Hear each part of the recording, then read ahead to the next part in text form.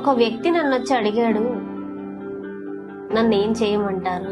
దానికి నా ఆన్సర్ ఏంటంటే, ఏది చేసినా సంతోషంగా ఉండాలి అంటే ఇష్టమైన పని చేయాలమ్మా అని చెప్పాను. కానీ ఇష్టమైన పని చేస్తే ఇదేలాగా లేను మేడం, ఏం చేయమంటారు అన్నాడు.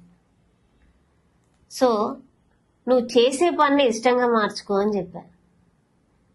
దానికి ఒక కౌంటర్, చేసే పనిలో తృప్తి లేదు మేడం, ఇష్టమైన పని చేస్తే ఆదాయం లేదు, చేసే పని ఇష్టపడితే తృప్తి లేదు, మరి ఏం చేయమంటారు?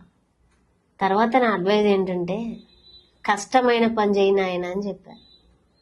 ఇదేంటి మేడం, ఇష్టం పోయింది, చేసే పని పోయింది, కష్టమైన పని అంటున్నారంటే,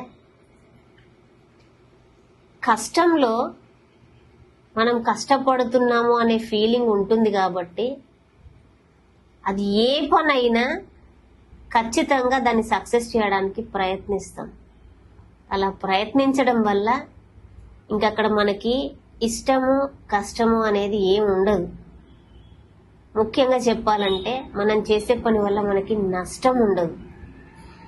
అలా గనక మనం ఎదగటానికి ఏ పని అయితే మనకు సూట్ అవుతుంది అని ఒక్క నిమిషం ఆగి ఆలోచించగలిగితే మనకి మనం చెప్పుకున్నంత గొప్పగా ఎదుటి వాళ్ళు చెప్పలేరు. నీ సెల్ఫ్కి నువ్వు సలహా ఇచ్చినంత గొప్పగా ఎదుటి వాళ్ళు నీకు ఇవ్వలేరు. నీ మనస్సాక్షి చెప్పిన మాటని వింటూ నీ శక్తిని నువ్వు గమనించుకొని నీ అంచనాను నువ్వు సరిగ్గా వేసుకొని ముందుకు గనుక నడవగలిగితే నువ్వు చేసే ప్రతి పనిలో సక్సెస్ అవుతావు.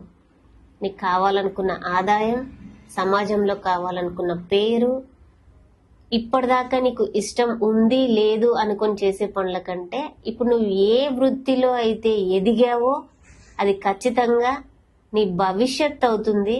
దాన్ని వద్దన్నా నువ్వు ఇష్టపడతావు. Thank you.